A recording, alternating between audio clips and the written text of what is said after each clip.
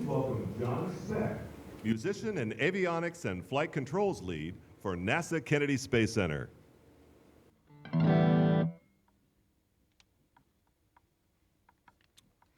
Hello. When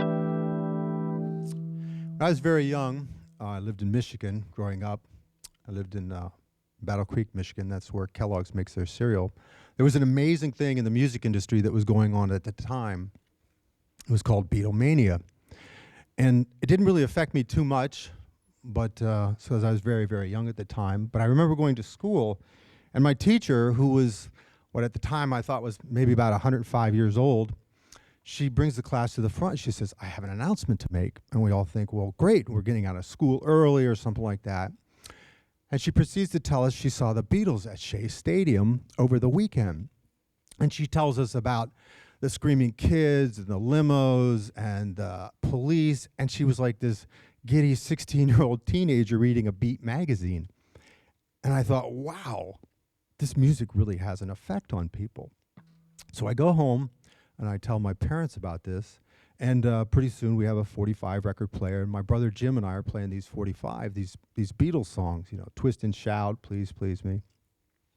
But we needed guitars because we're rock stars, obviously. So we told our parents, we said, we need guitars. And they said, well, sure, no problem. So they go upstairs and they come back downstairs and they brought us our very first guitars. And they were wooden tennis rackets. And they were very hard to tune, and they're really hard on your fingers, but we really didn't care because we just put straps on them, and we're just total rock stars. And it was, I just remember that feeling in my hand. It was so great. But then one day, the music stops. And this is not a Buddy Holly story. This is where I start to cleverly inject engineering into the story. The record player actually breaks. I'm not really sure exactly what all broke, but I'm pretty sure the stylus came undone or the wires. It doesn't really matter. But my mom, in her great Michigan accent, she goes, well, John, I guess you have the knack.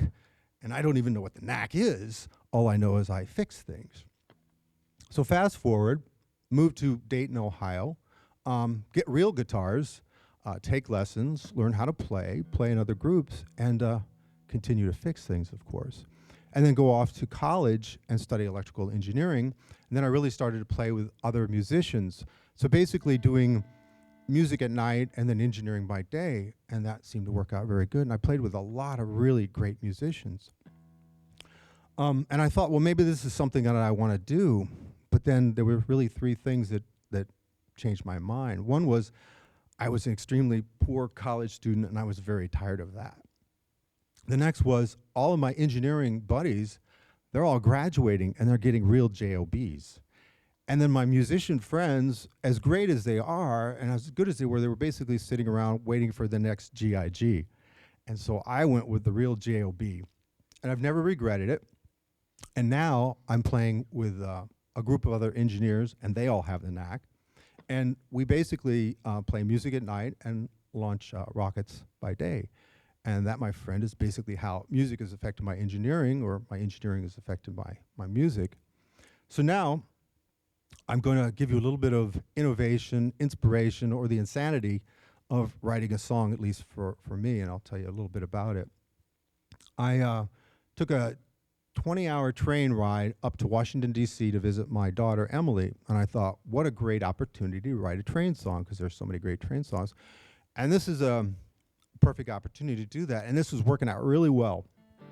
I got on the train and I found some music that I like, and I always find that that's the easy part, and I actually wrote a train verse, and I thought, this is a rockin' train song. So, well, 10 hours later, I'm still on the train, and I'm tired, and I'm wired, and I can't sleep, and I have this dark thought in my head, and I go, hey, I don't think my wife likes me as much as anymore. I don't think she thinks I'm as hot as I used to be. So then I write this dark verse, and I go, this is no longer a train song, this is a dark song. Anyway, 15 hours later, I get some sleep. I wake up and I go, I'm the stupidest person. I wouldn't last a day without my wife. She's an amazing person. I don't even see how she puts up with me. So then I write this, well, a romantic part of the song. And then finally, after almost 20 hours, I said, it's just time to get off of the train. And I say, it's just time to say goodnight. So that's really the name of the song is called Just Say Goodnight. And I find with any new song, it's very rough around the edges because it's brand new, but I know you guys are all a little rough around the edges too, so I thought I'd give it a go. Anyway.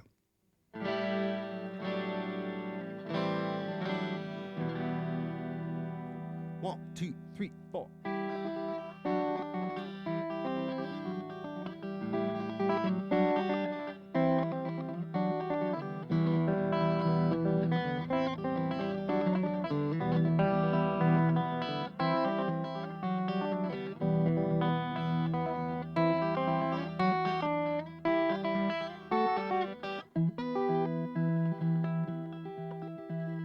Riding on the night train into the dark, riding on the night train into the light of the day.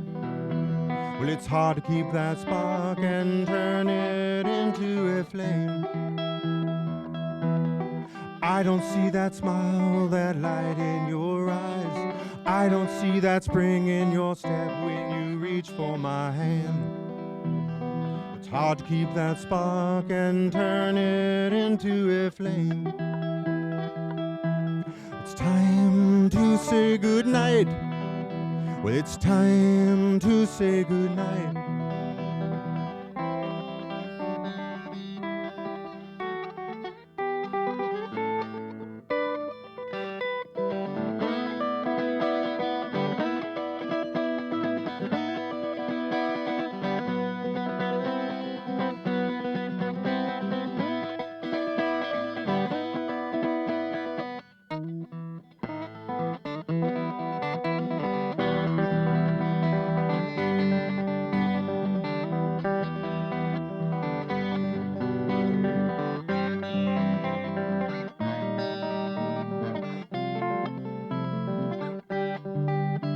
I love you more than water and the sunshine. I love you more than words and my hands can possibly play. But it's hard to keep that spark and turn it into a flame. It's hard to keep that spark and turn it into a flame. Time to say goodnight. Time to say goodnight. Time to say goodnight. Thank you all very much. I appreciate it.